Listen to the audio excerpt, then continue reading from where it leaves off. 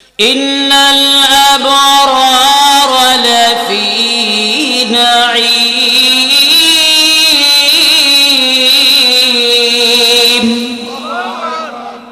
وإن الفجار لفي جحيم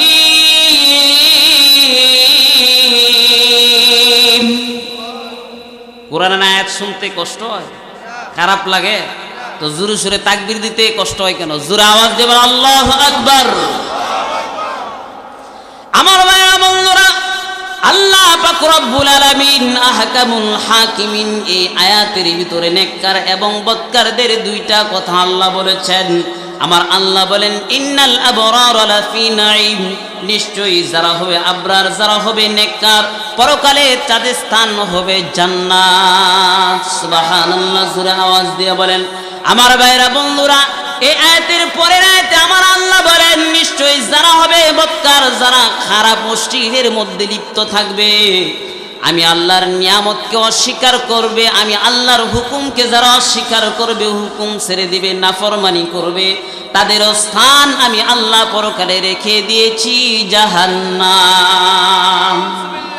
আমার ভাইরা বন্ধুরা রে, মহান আল্লাহ পাক রব্বুল আলামিন আহকামুল হাকিমিন এই তামাম পৃথিবীর মধ্যে একজন আর দুইজন নয়, ১০০ লক্ষ পয়গম্বর আল্লাহ পাক রব্বুল আলামিন পাঠাইছেন যুগে যুগে পথহারা মানুষের হেদায়েতের জন্য, মানুষদেরকে যেন হেদায়েতের পথে আহ্বান করে পরকালে মানুষের স্থানটা যেন সুখ শান্তিময় জান্নাত হয়। এজন্য আল্লাহ পাক রব্বুল আলামিন আহকামুল হাকিমিন অসংখ্য অগণিত নবী রাসূল দুনিয়ার জমিনে পাঠাইছেন। সর্বশেষ আমার ভাইরা বন্ধুরা, বিশ্ব নবী, মায়ার নবী, রাহমাতুল লিল আলামিন হযরত মুহাম্মদুর রাসূলুল্লাহ সাল্লাল্লাহু আলাইহি সাল্লামকে আল্লাহ পাঠাইছেন। আল্লাহ বলেছেন সর্বশেষ পয়গম্বর মুহাম্মদুর রাসূলুল্লাহ সাল্লাল্লাহু আলাইহি সাল্লামকে আল্লাহ পাঠাইছেন। সেই সঙ্গে মহান একটা কিতাব আল্লাহ দান করেছেন, যেই কিতাবের নাম হলো মহাগ্রন্থ আল কোরআন। সুবহানাল্লাহ। যেমন নবী এমন কিতাব আল্লাহ দিচ্ছেন।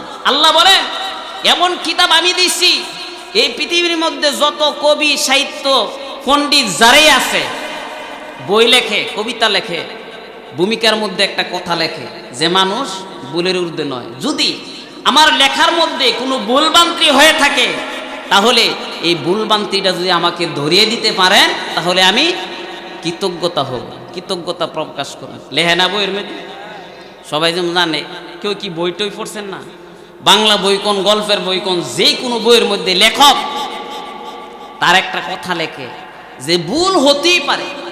যদি আমার লেখার মধ্যে কোনো ভুল আপনারা পান, তাহলে আমার যদি ভুলটা ধরায় দেয়, তাহলে আমি উপকৃত হব, কারণ মানুষ ভুলের ঊর্ধ্বে না।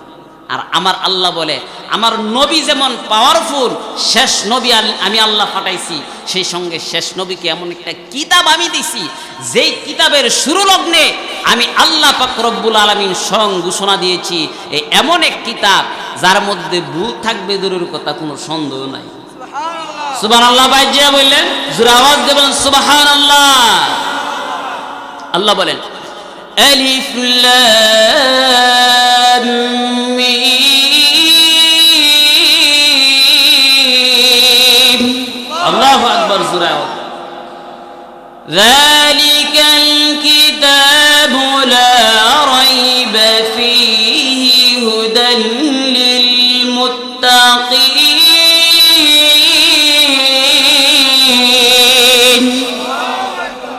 আলিফ লাম মিম, আল্লাহু আলাম বিমুরাদি, এগুলো হচ্ছে হরফে মুকাত্তাআত, এগুলোর অর্থ একমাত্র আল্লাহই ভালো জানেন। যালিকাল কিতাবু লা রাইবা ফী, এই সে কিতাব, এমন এক কিতাব যার মধ্যে ভুল থাকবে দূরের কথা, এই কিতাবের মধ্যে কোনো সন্দেহ নাই। আমি আল্লাহ সর্বপ্রথম চ্যালেঞ্জ করে বলতেছি, এই কিতাবের মধ্যে কোনো সন্দেহ নাই। আর এই কিতাবটা হচ্ছে মুত্তাকিদের জন্য, নেককারদের জন্য, ভালো মানুষদের জন্য হেদায়েত এবং পথ প্রদর্শক। সুবহানাল্লাহ বলতেন না? আমার ভাইরা বন্ধুরা, এলা দেখেন আল্লাহ যেমন নবী পাঠাইছে, নবীর সাথে এমন কিতাব আল্লাহ দান করেছেন যেই কিতাব হলো মুত্তাকিদের জন্য হেদায়েত। আর নবীও, বিশ্ব নবীও এই কিতাব দ্বারা মানুষদেরকে ভালো পথে ডাকছেন, মানুষদেরকে জান্নাতের পথে ডাকছেন, আল্লাহর রাসূলের পথে ডাকছেন, যাতে করে আল্লাহ এবং তার রাসূলের হুকুম মতে চলে যেন পরকালে যেন জান্নাত পাওয়া যায়। ঠিক না ভাইরা? তো আমার ভাইরা বন্ধুরা, এই কিতাবকে তো আমাদের জীবন বিধান হিসাবে মানতে হবে, এই কিতাবকে তো আমাদের মানতে হবে, এই কোরআনকে তো আমাদের সবসময় সর্ব অবস্থায়, এই কোরআনের মধ্যে আল্লাহ এমন কোনো বিষয় নাই যেই বিষয় সম্পর্কে আল্লাহ কোরআনের মধ্যে বলেন নাই, যেই বিষয়ের সমাধান কোরআনের মধ্যে নাই। এমন এক কিতাব আল্লাহ দান করেছে যার মধ্যে সামাজিক, রাজনৈতিক, আর্থিক, পরকাল, জান্নাত, জাহান্নাম, হুকুম, আদেশ, নিষেধ যা কিছু আছে সবকিছু কোরআনের মধ্যে রয়েছে। সুবহানাল্লাহ বলতেন না? একজন কবি যে কবিতাকে ভালোবাসে, সে যদি কোরআনে কারিম পড়ে, কোরআনে কারিমের ব্যাখ্যা বিশ্লেষণ জানে, তার কাছে মনে হবে কোরআনটা একটা কাব্য, একটা কবিতা। যে ব্যক্তি গল্পকে ভালোবাসে, সে যদি গল্প নিয়ে গবেষণা করতে যার কাছে ভালো লাগে, সে যদি কোরআনে কারিমের তাফসীর পড়ে, কোরআনের ব্যাখ্যা বিশ্লেষণ পড়ে, তার কাছে মনে হবে এটা বিশাল এমন এক গল্প যা খালি মজার মজই লাগে। সুবহানাল্লাহ বলতেন না? একজন বিজ্ঞানী, সে যদি চিকিৎসা বিজ্ঞানী হয়ে থাকে, সে যদি কোরআনকে চিকিৎসার জন্য রিসার্চ করে, তার কাছে মনে হবে এই চিকিৎসা বিজ্ঞানের মধ্যে সবচেয়ে বড় কিতাব হচ্ছে কোরআনে কারিম। সুবহানাল্লাহ বলতেন না? যে কোনো বিষয়ে, এমন কোনো বিষয় আল্লাহ তাআলা কোরআনের মধ্যে বাকি রাখছেন না যে এই সাবজেক্টটা বাকি। আল্লাহ সব কিছু এই কোরআনের মধ্যে দিয়েছে, কারণ সবকিছু থাকার কারণও আছে, কারণ এটা হচ্ছে আমার আল্লাহ পাক রব্বুল আলামিনের পবিত্র বাণী। সুবহানাল্লাহ, সুবহানাল্লাহ। তো আমার ভাইরা বন্ধুরা, আল্লাহ পাক রব্বুল আলামিন আহকামুল হাকিমিন, বিশ্ব নবীকে শেষ নবী হিসাবে আল্লাহ পাঠাইছেন এবং বিশ্ব নবীকে আল্লাহ কোরআন দিয়েছেন। কোরআন নামক একটা কিতাব আল্লাহ দান করেছেন এবং নবীজিও মানুষদেরকে আল্লাহ এবং পরকালের দিকে দাবিত করেছে, নেককারদের পথে, ভালো কাজের দিকে কোরআন দ্বারা আহ্বান করেছে। কোরআনকে যারা মেরেছে তাদের জীবন হয়েছে সোনালী যুগ, সোনালী জীবনে রূপান্তরিত হয়ে গেছে। সুবহানাল্লাহ বলেন। আমার ভাইরা বন্ধুরা রে, এই কোরআনকে যারা জীবন আদর্শ মেনে কোরআন মতে যারা চলেছে, আল্লাহ পাক রব্বুল আলামিন আহকামুল হাকিমিন পরকালে তাদেরকে আবরারের খাতায় তাদের নামটাকে আল্লাহ লিপিবদ্ধ করে আল্লাহ পাক রব্বুল আলামিন পরকালে তাদেরকে সাংশয়িকত সুন্দরময় একটা স্থান, যাকে বলা হয় কোরআনের ভাষায় বাগান অথবা জান্নাত, এই জান্নাত নামক স্থানটা আল্লাহ তাআলা দান করবে। সুবহানাল্লাহ বলেন। আমার ভাইরা বন্ধুরা রে, এই তাম পৃথিবীর মধ্যে প্রত্যেকটা মুসলমানের অন্তরে একটা আশা আকাঙ্ক্ষা থাকে। সেই আশা আকাঙ্ক্ষাটা হলো পরকালে আমরা জান্নাতে যেতে চাই এবং আল্লাহ পাক রব্বুল আলামিনকে মহাব্বত এবং ভালোবাসতে চাই। যে জীবনে নামাজ করতে পারছে না মুসলমান, হেও তো চাই পরকালে জান্নাতে যাইতে, চায় না? কথা বলেন না কেন? চায় না? সেও চায় পরকালে জান্নাত চায় এবং সেই সঙ্গে আল্লাহ তাআলাকে প্রেম, ভালোবাসা, মহাব্বত করতে চায়, চায় না? তো সরাসরি কোনো কিছু করা যায়? একজন ব্যক্তি এলাকাতে, এই রায়পুরার মানুষ, অধিকাংশ মানুষ আওয়ামী লীগ করে, কিন্তু এখন সে আওয়ামী লীগ করে একবারে এর বাপ দাদা হুরু সব কিছু, সে কি সরাসরি প্রধানমন্ত্রী শেখ হাসিনার সাথে কি সাক্ষাৎ করতে পারবে? বা যেই কোনো দল করুক সরাসরি পারবে? একটা মাধ্যম লাগবে, মেম্বার, চেয়ারম্যান, এমপি, মন্ত্রী দইরা এরপরে যাইতে মাধ্যম ছাড়া হইব? কথা বুঝতেছেন কিনা? আমার কথা বুঝেন কিনা? মাধ্যম লাগবে, ঠিক না? তো ঠিক তেমনি ভাবে আল্লাহ তাআলাকে যদি কেউ ভালোবাসতে চায়, মহব্বত করতে চায়, আল্লাহ পর্যন্ত যদি কোনো ব্যক্তি পৌঁছতে চায়, তাহলে ওই ব্যক্তির জন্য করণীয় হলো বিশ্ব নবীকে সর্ব অবস্থায় জীবনের সকল ক্ষেত্রে অনুকরণ করা, মহাব্বত করা, ভালোবাসা। তখনই তার দ্বারা আল্লাহর ভালোবাসা, মহাব্বত অর্জিত হয়ে যাবে। সুবহানাল্লাহ। পৃথিবীতে প্রত্যেকটা মুসলমান চায় আল্লাহর মহাব্বত, আল্লাহর ভালোবাসা, আল্লাহর সাথে তার কানেক্ট, আল্লাহর সাথে আল্লাহর দিদার। কারণ যে ব্যক্তি আল্লাহকে পেয়ে যাবে সে যেন পৃথিবীর সব কিছু পায়, ঠিক না ভাইরা? কারণ আল্লাহকে পাইলে তো আর কোনো কিছু লাগবে, কোনো কিছু। সুবহে সুবানি কুতুবে রব্বানি মাওলানা বড় পীর আব্দুল কাদের জিলানী রহমাতুল্লাহি আলাইকে ওনার এক মুরিদ প্রশ্ন করছিল যে হুজুর, আপনি তো অনেক বড় বুজুর্গনে দিন, বড় বুজুর্গনে ব্যক্তি, কিন্তু আপনার কি আশা আকাঙ্ক্ষা? আপনার কি আশা আকাঙ্ক্ষা? আপনি পরকালে কি চান? জান্নাতে যেতে চান না আল্লাহ তাআলার দিদার চান? তো আব্দুল কাদের জিলানী রহমতুল্লাহ আলাইহি বলেন যে আমি যদি জাহান্নামেও যাই, পরকালে যদি আল্লাহ আমাকে জান্নাতও না যায়, আমি আমার আল্লাহকে চাই। আমি যদি আমার আল্লাহকে পাই তাহলে আমি আব্দুল কাদের জিলানী রহমতুল্লাহ আলাইহি সব কিছু পেয়ে গেলাম। সুবহানাল্লাহ বলতেন না? এজন্য ভাইরা বন্ধুরা, আল্লাহর প্রেম ভালোবাসা মহাব্বত যদি কোনো মানুষ অর্জন করতে চায়, ওই ব্যক্তির জন্য করণীয় হলো বিশ্ব নবীকে সর্ব অবস্থায় মহাব্বত করা, ভালোবাসা। কারণ আল্লাহর নবীর ভালোবাসা মহাব্বতের দ্বারা আল্লাহ পাক রব্বুল আলামিনের ভালোবাসা মহাব্বত অর্জন হয়ে যাবে। আমি আপনাদের সামনে সূরাতুল আলী ইমরানের একখানা আয়াতে কারিমা তেলাওয়াত করেছি। তদানীন্তন সময়ে বিশ্ব নবীর জামানায় একদল লোকের আশা আকাঙ্ক্ষা ছিল তারা আল্লাহকে ভালোবাসবে, আল্লাহকে মহাব্বত করবে। আয়াতের শানে নজরুল, আল্লাহকে ভালোবাসবে, আল্লাহকে মহাব্বত করবে।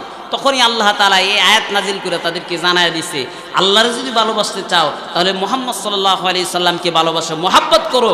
মুহাম্মদ সাল্লাল্লাহু আলাইহি সাল্লামের ভালোবাসা এবং মহাব্বতের দ্বারা আল্লাহর ভালোবাসা মহাব্বত অর্জন হবে এবং আল্লাহ তাআলা তোমাদের তামাম জিন্দেগীর গুনাহগুলো মাফ করে দিবে। সুবহানাল্লাহ বলতে আয়াতের কয়েকটা শানে নজুল আছে। যারা দাবিদার আল্লাহকে আমরা ভালোবাসতে চাই, তাদের কাজ করণীয় হলো বিশ্ব নবীকে ভালোবাসা। এই জন্য আল্লাহ আবার তেলাওয়াতকৃত আয়াতে বিশ্ব নবীরে বলে দিচ্ছেন, হে সম্মানিত রাসূল, আপনি মানুষদেরকে বলে দিন, যদি কেউ আল্লাহ তাআলাকে ভালোবাসতে চায়, মহাব্বত করতে যায়, তাহলে সেজন্য আপনাকে ভালোবাসে, মহাব্বত করে। আপনার ভালোবাসা মহাব্বতের দ্বারা আল্লাহর ভালোবাসা মহাব্বত অর্জন হবে, আর আল্লাহ তাকে পুরস্কার স্বরূপ তার তামাম জিন্দেগীর গুনাহগুলো মাফ করে দেবে। সুবহানাল্লাহ বলে জোরে আওয়াজ দিন। আল্লাহ বলেন, قل إن كنتم تحبون الله فاتبعوني يحببكم الله। قل, হে সম্মানিত রাসূল, আপনি বলুন, আপনি বলে দিন, কোনো ব্যক্তি যদি আল্লাহকে ভালোবাসতে চায়, মহাব্বত করতে চায়, সেজন্য আপনাকে ভালোবাসে, মহাব্বত করে, আপনাকে অনুকরণ করে, আপনার ভালোবাসা মহাব্বতের দ্বারা রব্বে করিম আহকামুল হাকিমিনের ভালোবাসা মহাব্বত অর্জন হয়ে যাবে। জোরে আওয়াজ দিয়ে বলুন সুবহানাল্লাহ। আল্লাহর ভালোবাসা মহাব্বত অর্জন হলে কি হবে? আল্লাহ পুরস্কার স্বরূপ আয়াতের শেষ দিক দিয়ে আল্লাহ বলে, وَيَغْفِرُ لَكُمْ ذُنُوبَكُمْ وَاللَّهُ غَفُورٌ رَّحِيمٌ।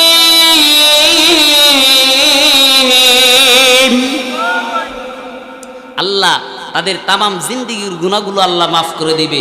আর আল্লাহ কেন মাফ করে দিবে? আল্লাহ হলেন রহমান, রাহিম এবং ক্ষমাশীল। সুবহানাল্লাহ জোরে আওয়াজ দিয়ে বলতেন। এজন্য ভাইরা বন্ধুরা, আল্লাহ পাক রব্বুল আলামিন আহকামুল হাকিমিনকে ভালোবাসতে হলে, আল্লাহর মহাব্বত অর্জন করতে হলে আমাদের জীবনের সকল ক্ষেত্রে বিশ্ব নবীকে ভালোবাসা এবং মহাব্বত অর্জন করতে হবে। কারণ নবী তো দুনিয়ার জীবনে নাই, আল্লাহ নবী বিশ্ব নবী দুনিয়া থেকে বিদায় নিয়েছে। এবং রাসূলকে আমরা কিভাবে ভালোবাসবো? আল্লাহর রাসূলকে ভালোবাসতে হলে বিশ্ব নবীর সুন্নাতকে আমাদের অনুকরণ করতে হবে এবং নবীজির সুন্নাতগুলোর উপর আমাদের আমল করতে হবে। আমার ভাইরা বন্ধুরা, বিশ্ব নবীর সুন্নতের পাওয়ার এত বেশি, আল্লাহ নবী বিশ্ব নবী রাহমাতুল লিল আলামিনের সুন্নতকে যারা অনুকরণ করবে, আল্লাহর নবীর সুন্নতকে ভালোবাসা মানে বিশ্ব নবীকে ভালোবাসা, সুন্নতের উপর অটল থেকে ইস্তেকামতের সাথে যদি কোনো ব্যক্তি জীবন যাপন করে, আল্লাহ পাক রব্বুল আলামিন আহকামুল হাকিমিন ওই ব্যক্তির জীবনের মধ্যে বিশাল সফলতা অর্জন করে দিবে। আমার ভাইরা বন্ধুরা, খলিফাতুল মুসলিমিন হযরত ওমর ইবনুল খাত্তাব রাদিয়াল্লাহু তাআলা আনহুর জামানায় একটা যুদ্ধের কাফেলা হযরত ওমর ফারুক রাদিয়াল্লাহু তাআলা আনহু পাঠাইলেন। যুদ্ধের কাফেলাতে তারা যুদ্ধের মধ্যে কোনোভাবেই তারা বিজয় গ্রহণ করতে পারতেছে না। এখন তারা কি করবে? এমতো অবস্থায় আল্লাহর নবী বিশ্ব নবী রাহমাতুল লিল আলামিনের সাহাবী হযরত ওমর ইবনুল খাত্তাব রাদিয়াল্লাহু তাআলা আনহুর শানে একটা চিঠি লিখলেন, আমরা তো যুদ্ধের ময়দান থেকে হেরে যাচ্ছি, কারণটা কি? হযরত ওমর এই পত্র পেয়ে জবাব দিল, ও নবীর সাহাবীরা রে, তোমরা দেখো কিনা কোনো সুন্নত কি তোমাদের মাঝ থেকে ছুটে গিয়েছে কিনা। যদি কোনো সুন্নত ছুটে যায় থাকে, তোমরা সুন্নতকে ভালোভাবে অনুকরণ করো, কারণ বিশ্ব নবীর অনুসরণ অনুকরণ করার দ্বারা তোমাদের জীবনে সফলতা আসবে। যুদ্ধ কেন, আরো বড় বড় সমস্যার সম্মুখীন হলেও তোমরা বিজয় লাভ করবে। সুবহানাল্লাহ, জোরে আওয়াজ দিয়ে বলেন। আমার ভাইরা বন্ধুরা, এই পত্র পাওয়ার সঙ্গে সঙ্গে নবীর সাহাবীরা বিশ্ব নবীর সুন্নতকে ভালোভাবে আঁকড়ে ধরলো। তারা লক্ষ্য করে দেখে একটা সুন্নত একটু কম হয়েছে। সুন্নতটা কি? মেসওয়াক। তখন তারা মেসওয়াক করা ভালোভাবে শুরু করে দিল। মেসওয়াক করতে করতে এক পর্যায়ে রাতের অন্ধকারে দেখা গেল বেঈমান কাফের মুশরিকেরা সুবে সাদিকের আগে যুদ্ধ করবে দূরের কথা, মাঠ ছেড়ে ময়দান ছেড়ে তারা পলায়ন করতেছে। সকালবেলা দেখা গেছে যাদের লোক যুদ্ধ করব, যুদ্ধের আগে হেরা মাঠ ছেড়ে গেছে। তখন কারণ যাদের সাথে যুদ্ধ করতো মক্কার কাফেরদের সাথে তো অনেকের পরবর্তীতে সাক্ষাৎ হইতো। তো সাক্ষাতের পরে জিজ্ঞেস করলো, ব্যাপার কি? যুদ্ধের ময়দানে আপনারা ওই বিজয় পথে ছিলেন, তো হঠাৎ কইরা রাত্রে না কইয়া না বললা হঠাৎ কইরা আপনারা গেছেন গা, কারণটা কি? তো বললো যে আমরা যখন শেষ রাত্রে আমাদের কিছু সাথী সঙ্গী এক্সচেঞ্জার প্রয়োজন হয়েছে, উঠছে, উইটটা পরে দেহে যুদ্ধ করব দূরের কথা, কি যুদ্ধ করব, মাথায় বড় বড় ফাগরি, এরা বড় বড় গাছ হয়ে মেসক করতেছে। আর দাঁত, একটা দাঁত দেখা যায় জমিনে, আরেকটা দাঁত দেখা যায় দাঁতের লম্বাটা উচ্চতাটা দেখা যায় আসমানে। এত বড় বিশাল দাঁত দেখা হে যে হাত ফিলইছে, হে যে শিক্ষার দিছে, এর শিক্ষার হইন না আমরা এই অবস্থা দেখে আমরা এর সাথে কি যুদ্ধ করবো? যেই বড় বড় ফালুয়ান যুদ্ধ করবো দূরের কথা, এই দাঁত দিয়া যদি আমরা একবার আঁকড়ায় ধরে আমরা জীবন শেষ। সুতরাং যুদ্ধের দরকার নাই, আমরা ময়দান ছাইরা পালায় আগে নিজের জীবন বাঁচাই। সুবহানাল্লাহ বলতেন না? কিসের দ্বারা? সুন্নতের দ্বারা। আমার ভাইয়েরা বন্ধুরা, এজন্য বিশ্বনবীর সুন্নতের দাম আসেনি। কথা বলেন না কেন? আসেনি।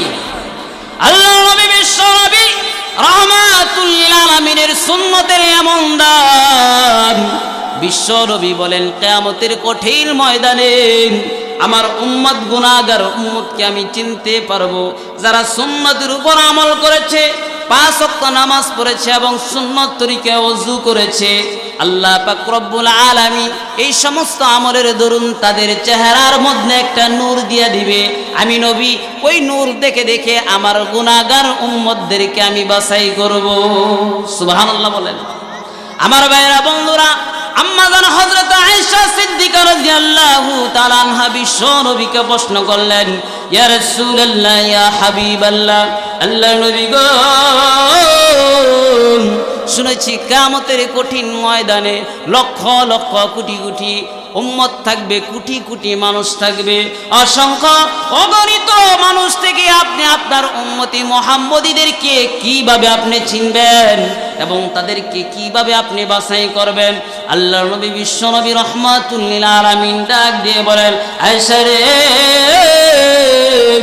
কঠিন কিয়ামতের ময়দানে আল্লাহ পাক রব্বুল আলামিন আহকামুল হাকিমিন আমাকে যখন শাফায়াতে কুবরা দান করবে, সুপারিশের দায়িত্বটা যখন আল্লাহ পাক রব্বুল আলামিন আমি বিশ্ব নবীর হাতে ছেড়ে দিবে, আমার গুনাহগার উম্মতদেরকে আমি নবী এমন ভাবে বাছাই করব, আল্লাহ পাক রব্বুল আলামিন আহকামুল হাকিমিন ওযুর কারণে, সুন্নতের উপর আমলের কারণে 5 ওয়াক্ত নামাজের বিনিময়ে আমার গুনাহগার উম্মতের চেহারার মধ্যে নূর চমকাইতে থাকবে। সুবহানাল্লাহ, জোরে আওয়াজ দিয়ে বলেন।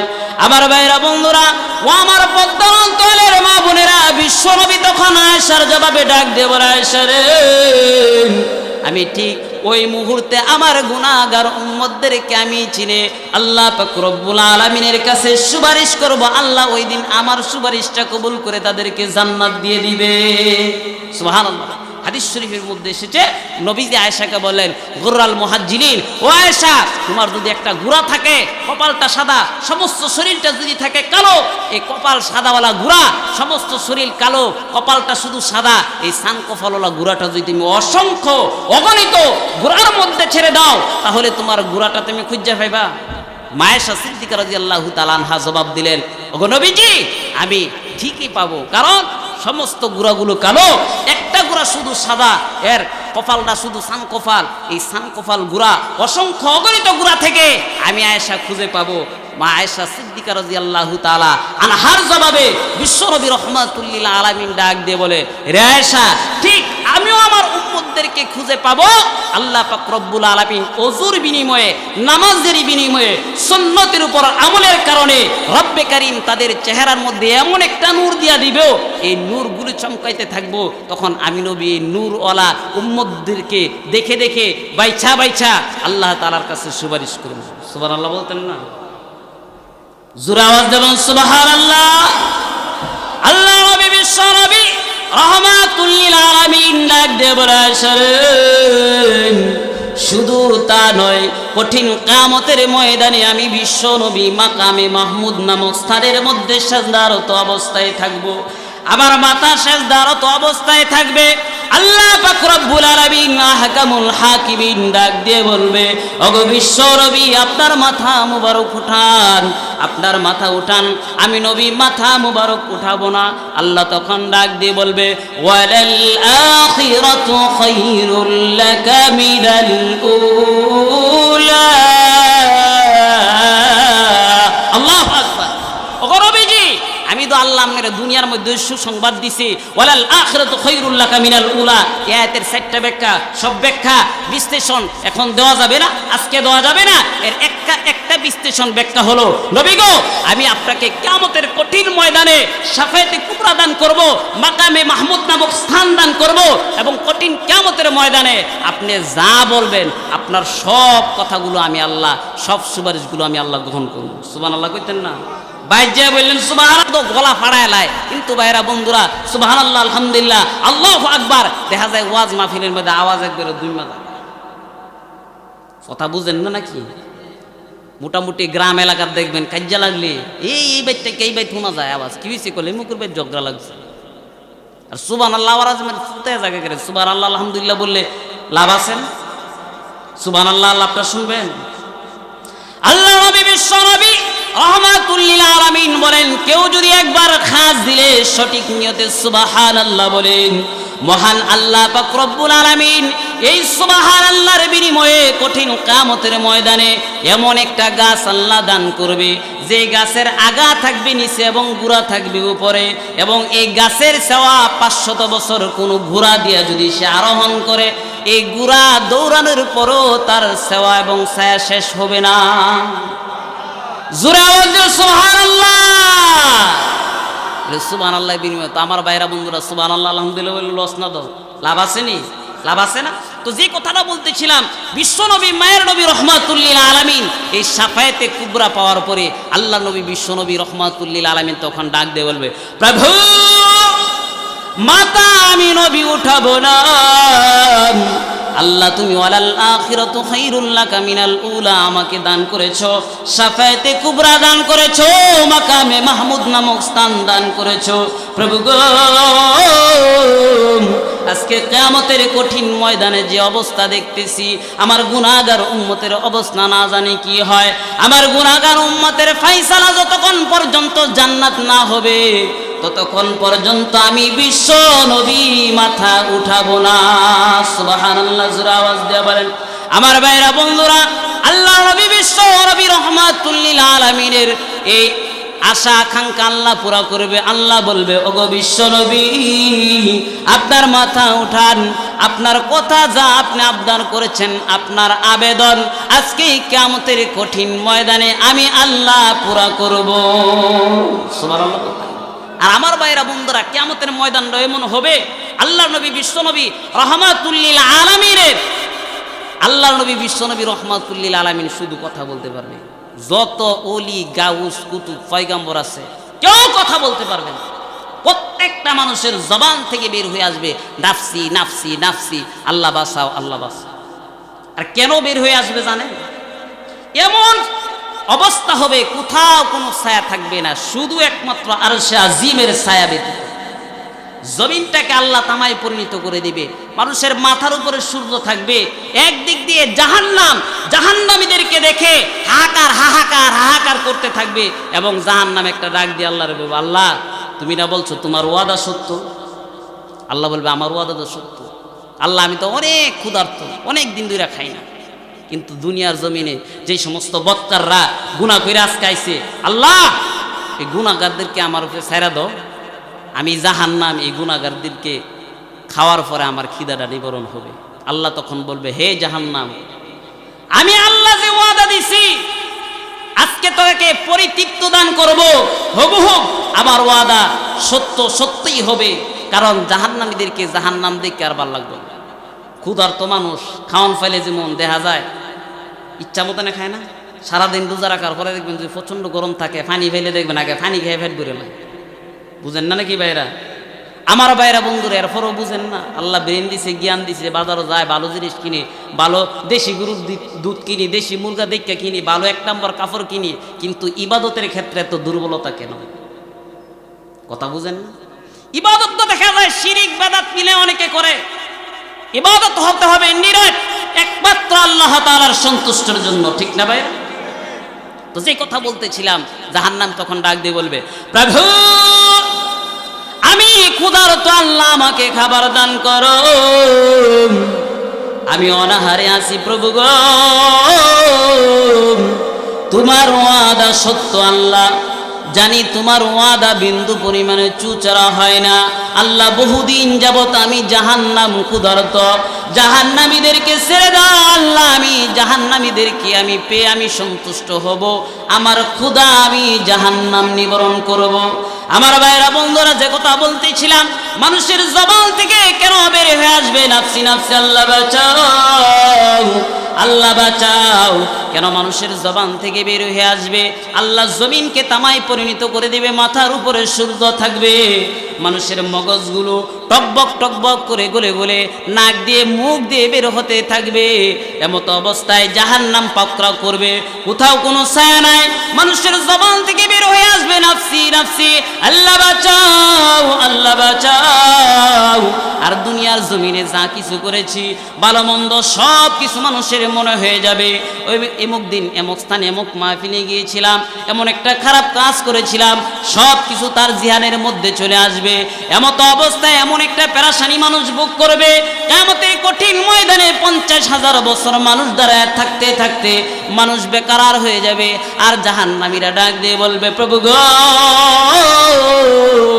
আজকে কিয়ামতের কঠিন ময়দানে যে পরিস্থিতি, যে অবস্থা, আল্লাহ বিচারের দরকার নাই, আল্লাহ জাহান্নাম দিয়া দাও, বিচারের দরকার নাই, এমন পেরেশানি ভোগ করবে। এমত অবস্থায় আমার ভাইরা বন্ধুরা দেখা যাবে একটা নেকের প্রয়োজন, একটা নেকের জন্য কেউ কাউকে একটা নেক দিয়া সাহায্য করতো না। তখন মনে ফিরে যাবো দুনিয়ার যারা লোক চলছে, আরে মেজের কান্দি উত্তর ফারান আমার একটা বন্ধু আছে, হের লেগে তো আমি অনেক কিছু করছি, বিদেশে যাই সময় টাকা দিছি, অনেক কিছু করছি নিজে, হে যে লোক সুডাই আনছি, হের লেগে অনেক মায়ের দূর খাইছি, বন্ধুর কাছে যাইব, বলবো আমার একটা নেকের লেগে বন্ধু দুস্তে আমি জান্নাত যাইতে পারি না, একটা নেক দিয়ে সাহায্য করবেন? হ্যাঁ দুনিয়ার জমিনে আমার কোনো বন্ধুই আসেনি। কেন জানেন? কেন? এই বিপদ হইরা, কারণ নিচে তামা উপরে সূর্য, জাহান্নাম তাকে হাহাকার করতেছে, সে বলল দুস্তে আমার তো দুস্তই আসেনি, কেউ কাউকে চিনবে। এমতো অবস্থায় মনে পড়ে যাবে মা এবং বাবার কথা, মা বাবার কথাটা সন্তানের মনে পড়ে যাবো গা। এক মার এক ফুট ছিলাম, মা অনেক কষ্ট করে খাওয়াইতো, অনেক অন্যায় করলে বাবা যদি করে না রাখতো, জায়গা না দিত, মা ডাইকাই না ঘরের ভিতরে বুঝায় সুজায় আনতো, আর বলতো একটা ফুলা ভুলদো করে, ভুলদো মানুষে করে, থাক হেরে আজকে মাফ করে দাও। তখন মার কথা মনে হয়ে যাবে, তখন দূরে যাবো মার কাছে বলবো ও মা, একমাত্র সন্তান ছিলাম তোমার মা গো, সন্তান হয়ে আজকে জাহান্নামের বেরি পরে জাহান্নামের ভিতরে প্রবেশ করব। দুনিয়ার জমিনে অনেক কষ্ট করে লালন পালন করেছো, সন্তান হয়ে তিমির মতন আজকে তোমার কাছে একটা আবদার, একটা নেকের জন্য তোমার সন্তান জাহান্নামের ফয়সালা হয়ে গেছে। ও মা, একটা নেক যদি তুমি আমাকে দাও তাহলে তোমার সন্তানের ফয়সালা হবে জান্নাত। আমার ভাইরা বন্ধুরা, মা বলবে দুনিয়ার জমিনে আমার সন্তান, আমার তো বিবাহ শাদী হয়েছে না, সন্তানকে সন্তান বলেও পরিচয় দিবে না, দেখার পরও চিনার পরও না চিনার বাং ধরবে। কারণ যে অবস্থা আজকে আমার না জানি কি হয়, দৌড়ে যাবে বাবার কাছে, বলবে আব্বা গো, বড় কষ্ট করে দুনিয়ার জমিনে লালন পালন করেছো, একটা নেক দিয়ে আমাকে সাহায্য করো। ও আব্বা, তোমার আদরের ছেলে ছিলাম। বাবা বলবে আমি তো দুনিয়ার জমিনে সন্তান থাকবে দূরের কথা, আমার তো বিবাহ শাদী হয় না। আমার বাবার বন্ধুরা, আমি তো বিবাহ শাদী করেছিলাম না, আমার কোনো সন্তান নাই। যাও যাও, তুমি যদি পারো আমাকে একটা নেক দাও। মনে হয়ে যাবে আপন ভাইয়ের কথা, দৌড়ে যাবে ভাইয়ের কাছে, আর ভাইকে ডাক দিয়ে বলবে ও ভাই গো, বড় আদরের ভাই ছিলাম, কোন সমস্যার সম্মুখীন হইলে, কেউ যদি আক্রমণ করত, নিজের ভাই হয়ে রক্ষা করেছিলা, আজকেও আমার ভাই, একটা নেক দিয়ে আমাকে সাহায্য করো। ভাই করবো, আমার কোনো ভাই আছে? আল্লাহ বলে ওই পরিস্থিতিতে মানুষের শিকার এমনই হবে, কারণ চিহ্ন চিন্ত না, সবাই একজন আরেকজনের কাছ থেকে পৃথক হয়ে যাবো, প্রত্যেকের জবান থেকে বের আসবে নাফসি নাফসি। শুনবেন আল্লাহ বলে ইয়াউমা ইয়াফিরুল মারউ মিন আখিহি,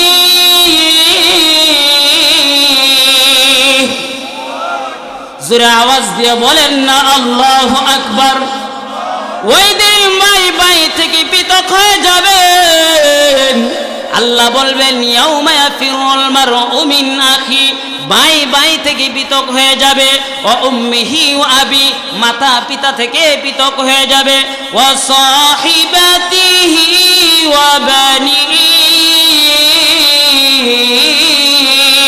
আল্লাহ, স্ত্রী ছেলে সন্তান আত্মীয় স্বজন একজন আরেকজন থেকে পৃথক হইয়া সবাই করবো নাফসি নাফসি, আল্লাহ বাঁচাও বাঁচাও। এমতো অবস্থায় এই পরিস্থিতিতে প্রত্যেকের জবানে থাকবো নাফসি নাফসি। ওই সময় এই মুহূর্তে সমস্ত পয়গাম্বররা লাইন ধরবো জান্নাতে যাওয়ার লেগে। কোথায়?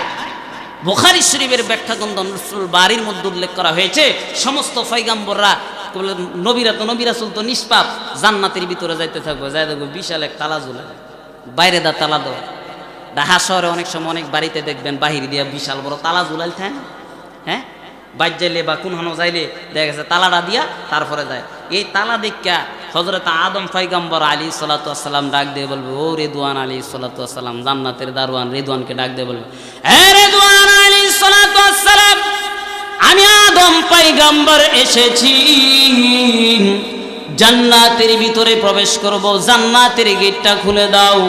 রিদওয়ান আলাইহিস সালাতু ওয়াস সালাম ডাক দিয়ে বলবে ওগো আদম নবী, জান্নাতে যাওয়ার সময় হয়েছে না, জান্নাতে যাওয়ার টাইম এখনো হয়েছে না। একথা শোনার সঙ্গে সঙ্গে আরেকজন পয়গম্বর হযরত নূহ আলাইহিস সালাতু ওয়াস সালাম ডাক দিয়ে বলবে রিদওয়ান, আমি নূহ নবী এসেছি, নবী রাসূল নিষ্পাপ মাসুম বেগুনা, জান্নাতের গেটটা খুলে দাও, আমি নূহ পয়গম্বর আলাইহিস সালাতু ওয়াস সালাম জান্নাতের ভিতরে প্রবেশ করব। আমার ভাইরা বন্ধুরা, রিদওয়ান আলাইহিস সালাতু ওয়াস সালাম বলবে আমার কাছে চাবি নাই, তালাও বাহিরে, চাবিও বাহিরে, আমার কাছে চাবি নাই, এবং জান্নাতের তালা খোলার সময়ও এখন হয় নাই। আমার ভাইরা বন্ধুরা, তারপরে আরেকজন পয়গম্বর জলিলুল কদর পয়গম্বর হযরতে মূসা আলাইহিস সালাতু ওয়াস সালাম ডাক দিয়ে বলবে ও রিদওয়ান আলাইহিস সালাতু ওয়াস সালাম, আমি জলিলুল কদর পয়গম্বর মূসা কালিমুল্লাহ বহুবার তুর পাহাড়ে রব্বে করিম আহকামুল হাকিমিনের সাথে কথা বলেছি, নবী রাসূল নিষ্পাপ মাসুম বেগুনা, জান্নাতের বাহিরে তালা কেন? ও রিদওয়ান, জান্নাতের গেটটা খুলে দাও, আমি জান্নাতের ভিতরে প্রবেশ করব। হযরত রিদওয়ান আলাইহিস সালাতু ওয়াস সালাম ডাক দিয়ে বলবে ওগো জলিলুল কদর পয়গম্বর মূসা নবী, জান্নাতের তালা খোলার সময় এখনো হয়েছে না, চাবিও নাই, তালা খোলার সময় এখনো হয়েছে না। একথা শোনার সঙ্গে সঙ্গে ইব্রাহিম পয়গম্বর আলাইহিস সালাতু ওয়াস সালাম ডাক দিয়ে বলবে ওগো রিদওয়ান, আমি ইব্রাহিম পয়গম্বর আলাইহিস সালাতু ওয়াস সালাম এসেছি, আমি খলিলুল্লাহ এসেছি, আল্লাহর বন্ধু এসেছি, জান্নাতের গেটটা খুলে দাও, আমি জান্নাতের ভিতরে প্রবেশ করব। আদম নবী থেকে ধরে নিয়ে হযরত ঈসা পয়গম্বর আলাইহিস সালাতু ওয়াস সালাম প্রত্যেকটা পয়গাম্বর বলবে জান্নাতের দরজা খুলে দাও, আমরা নবীরা এসেছি জান্নাতের ভিতরে প্রবেশ করব। সুবহানাল্লাহ, জোরে আওয়াজ দিয়ে বলেন। আমার ভাইরা বন্ধুরা, ইমাম বুখারী রাহমাতুল্লাহি আলাইহি উল্লেখ করেছেন জান্নাতের চাবি ওই দিন ওই মুহূর্তে কঠিন কিয়ামতের ময়দানে রব্বে কারীম আহকামুল হাকিমিন বিশ্ব নবীর কাছে দিয়ে দিবে। সুবহানাল্লাহ বলতেন না? আমার ভাইরা বন্ধুরা, আল্লাহ নবী বিশ্ব নবী সর্বপ্রথম জান্নাতের চাবি খুলবে। আল্লাহ ডাক দিয়ে বলবে, ওগো বিশ্ব নবী, জান্নাতের গেটটা খুলে দেন, জান্নাতের চাবি আপনার কাছে। আজকে সর্বপ্রথম আপনি রবি জান্নাতের ভিতরে যাকে খুশি তাকে নিয়ে আপনি প্রবেশ করবেন। সুবহানাল্লাহ, জোরে আওয়াজ দিয়ে বলেন, আরো জোরে আওয়াজ দিয়ে বলেন না সুবহানাল্লাহ, আরো জোরে বলেন না সুবহানাল্লাহ। আমার ভাইরা বন্ধুরা, এজন্য আমার তেলাওয়াত কিন্তু জাত করেছি সূরাতুল আলী ইমরানের। কেউ যদি আল্লাহর সাথে মহব্বত করতে চায় তাহলে রব্বে কারীমের সাথে মহব্বত করতে হলে বিশ্ব নবীর সাথে মহব্বত করতে হবে। বিশ্ব নবীর মহব্বত কি? নবীজির সুন্নতকে আঁকড়ে ধরে রাখতে হবে, নবীজির সুন্নতগুলোর উপর আমল করতে হবে। নবীজির সুন্নতগুলোর উপর আমল মানে বিশ্ব নবীকে ভালোবাসা মহব্বত করা। আর নবীর সাথে যদি প্রেম ভালোবাসা মহব্বত থাকে, ঠিক ওই মুহূর্তে ওই কঠিন কিয়ামতের ময়দানে বিশ্ব নবীও সুপারিশ করবে এবং উম্মতি মুহাম্মদী নিয়ে জান্নাতে প্রবেশ করবে। সুবহানাল্লাহ। তখন সব পয়গম্বররা এই বক্তব্য শুননা তখন রিদওয়ান আলাইহিস সালাতু ওয়াস সালাম রে বলতো, তো জান্নাতের চাবি কাটতে, ও জান্নাতের চাবি যার কাছে ওনার নাম তো শুনি না, ওনার নামটা তো শুনি, নামটা কার? হযরত রিদওয়ান আলাইহিস সালাতু ওয়াস সালাম ডাক দিয়ে বলবে, আদম নবীর নাম শুনি, ঈসা নবীর নাম শুনেছি, মূসা পয়গম্বর, জলিলুল কদর পয়গম্বরের নাম শুনেছি, হযরত ইব্রাহিম পয়গম্বর আলাইহিস সালাতু ওয়াস সালামের নাম শুনেছি, কিন্তু জান্নাতের চাবি যার কাছে সর্বপ্রথম যিনি জান্নাতের ভিতরে প্রবেশ করবে ওই বিশ্ব নবী মুহাম্মদুর রাসূলুল্লাহ সাল্লাল্লাহু আলাইহি সাল্লামের নাম তো শুনি না। যে নবীকে আল্লাহ জান্নাতের চাবি দিয়া রাখছে, আজকে সর্বপ্রথম জান্নাতে প্রবেশ করব, এই নবীর নাম ওই দুস্তিরের মধ্যে আইছে না। হযরতে আদম পয়গম্বর থেকে ধরে নিয়ে ঈসা পয়গম্বর আলাইহিস সালাতু ওয়াস সালামের নাম শুনলাম, কিন্তু মুহাম্মদুর রাসূলুল্লাহ সাল্লাল্লাহু আলাইহি সাল্লাম যে নবীর খাতিরে আল্লাহ তামাম পৃথিবী সৃষ্টি করেছেন, যে নবীকে আল্লাহ পাক রব্বুল আলামিন খুশি করার জন্য কোরআনে কারিমে বিভিন্ন আয়াত বিভিন্ন সূরার মধ্যে আল্লাহ কসম খেয়েছে যে আল্লাহ পাক রব্বুল আলামিনের বন্ধু বিশ্ব নবী রহমাতুল লিল আলামিন, যাকে সৃষ্টি না করলে পৃথিবী সৃষ্টি হইতো না। এই নবীর নামও শুনি না, নবীও তো দেখছি এখন আইছে না, তো জান্নাতের তালা কেমনে খুলো? তখন নবীরা বলবে, তো বিশ্ব নবী কোথায়? উনি কিয়ামতের কঠিন ময়দানে, কিয়ামতের কঠিন ময়দানে যতক্ষণ পর্যন্ত উম্মতি মুহাম্মদীর জান্নাতের ফায়সালা না হবে ততক্ষণ পর্যন্ত আপনার আমার নবী হযরতে মুহাম্মদুর রাসূলুল্লাহ জোরে আওয়াজ দিয়ে বলেন সাল্লাল্লাহু আলাইহি ওয়াসাল্লাম কিয়ামতের ময়দান থেকে আসবে না, এবং উম্মতি গুনাহগারের জান্নাতের ফায়সালা হলে বিশ্বনবী জান্নাতের ভিতরে উম্মতি মুহাম্মদীদেরকে নিয়ে তখন প্রবেশ করবে। সুবহানাল্লাহ। ভাই যাবেন জোরে আওয়াজ দিয়ে বলেন সুবহানাল্লাহ। মনে আসেনি? ভাই ভাই থেকে পৃথক হয়ে যাবে, পিতা মাতা থেকে পৃথক হয়ে যাবে, আত্মীয় স্বজন স্বামী স্ত্রী যা আছে সব পৃথক হয়ে যাবে গা। প্রত্যেকের জবান থেকে বের আসবে নাফসি নাফসি, আল্লাহ বাঁচাও ও আল্লাহ। যে অবস্থা, যে রিমান্ডের মায়ের শুরু হয়েছে, কোথাও কোনো ছায়া নাই, জাহান্নাম আক্রাইতাছে, নিচে তামা উপরে সূর্য, কেউ নেক দিয়ে সাহায্য করে না। আল্লাহ আজকে কি অবস্থা হইব? তখন ভাইরা বন্ধুরা যারা বিশ্বনবীর সুন্নতের উপর আমল করেছে, বিশ্বনবীর সুন্নত বুঝেন তো? সুন্নত বুঝেননি? একটা আর দুইটা না, সহজ সুন্নত। খাওয়ানোর পরে মিষ্টি খাইলাম, আতর সুগন্ধি ব্যবহার করলাম, পরিষ্কার পরিচ্ছন্নতা থাকলাম, ভালো ভালো মানুষের সাথে ভালো ভালো মিষ্টি মিষ্টি কথা কইলাম, নামাজ পড়লাম না, দাড়ি রাখলাম না, হইব? সবাই কয় না, বুঝলাম না। ওখানের ওয়াজটা সবারটা মজা লাগতো না, হবে? জোরে আওয়াজ দিয়ে বলেন হবে। নবীজি বলেন, قال النبي صلى الله عليه وسلم মান তামাসসাকা বিসুন্নতি ইনদা ফাসাদি উম্মতি ফালাহু আজরু মিআতু শাহিদ আও কামা ক্বালা আলাইহিস সালাতু ওয়াস সালাম। আল্লাহ নবী বিশ্বনবী রাহমাতুল লিল আলামিন এই হাদিসের মধ্যে বলেছেন, আমার উম্মতের শেষ জামানায় যারা আমার সুন্নত সমূহকে আঁকড়ে ধরে রাখবে, সুন্নতের উপর আমল করবে, আল্লাহ তাআলা তাদেরকে 100 শহীদের সওয়াব প্রদান করবে। আর যারা শহীদ হবে, শহীদের স্থান হবে বিনা হিসাবে জান্নাত। কিন্তু ভাইরা বন্ধুরা, মুহাদ্দিসিনে কেরাম এই হাদিস দ্বারা যে ব্যাখ্যা, যে বিশ্লেষণ তারা করেছে, সেটা হলো সুন্নতির দ্বারা সব সুন্নতের উপর আমল।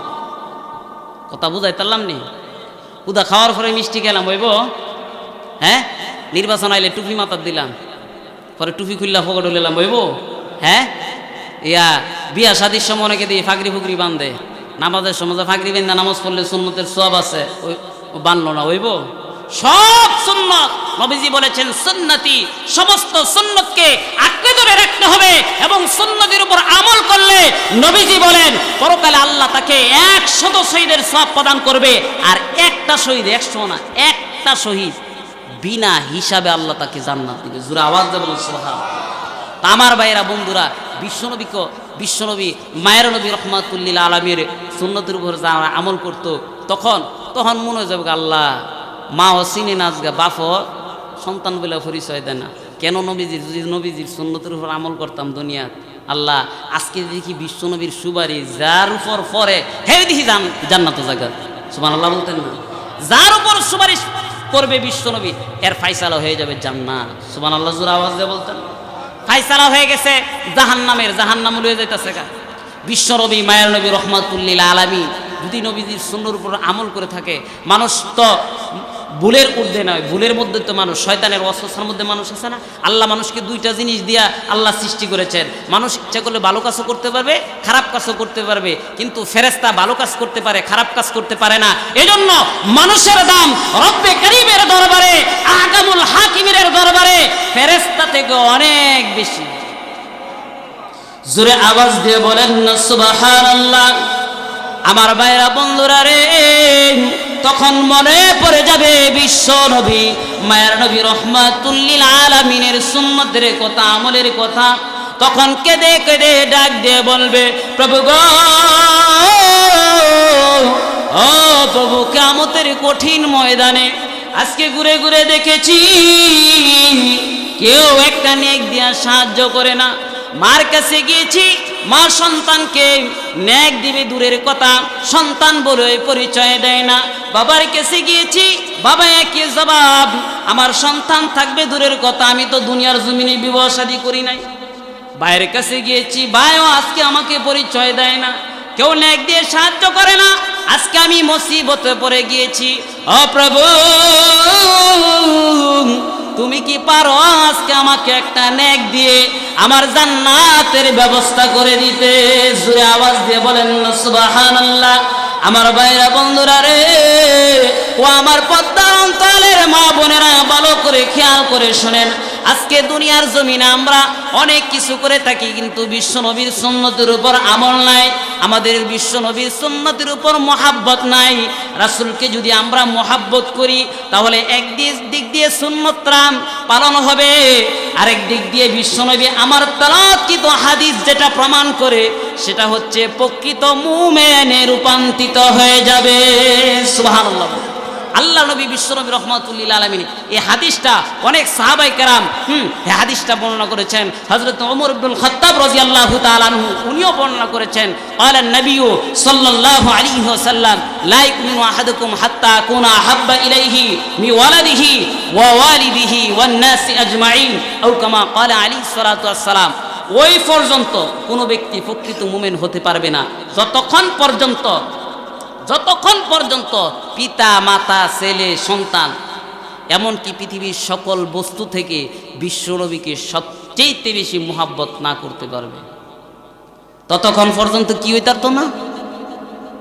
সবাই দি বলে না, বুঝলাম না। ততক্ষণ পর্যন্ত কি হতে পারবে না? প্রকৃত মুমিন হতে পারবে না। এজন্য ভাইরা বন্ধুরা, নবীর কথা কি বলবো।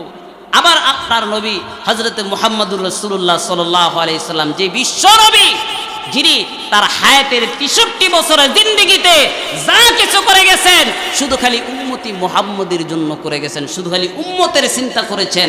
আজকে আমরা উম্মতি মুহাম্মদিয়া নবীর চিন্তা সবার মধ্যে নাই, আছে আছে। এজন্য কবি বলে নবীজি নবীজি নবীজি আমার নবী তুমি সারা দুনিয়ার জুড়ে আওয়াজ দিয়ে বলেন না আল্লাহু আকবার। নবীজি নবীজি নবীজি আমার নবী তুমি সারা দুনিয়ার জুড়ে আওয়াজ দিয়ে বলেন না আল্লাহু আকবার। আমার ভাইরা বন্ধুরা, যে নবী আমাদের জন্য উম্মতি মুহাম্মদের জন্য তায়েফের ময়দানে রক্ত ঝরাইছেন, উহুদের ময়দানে বিশ্ব নবীর দন্তন মুবারক শহীদ হয়েছে, ওই বিশ্ব নবীর আশিক রাসূল আজকে আমাদের সমাজে দেখা যায় খুবই কম, অনেক কম। আছে একবার যে নাই তা না, আছে খুবই কম। কিন্তু রাসূলকে নবী যে আমাদের জন্য যা করেছে এতটুকু আমরা তো বিশ্ব নবী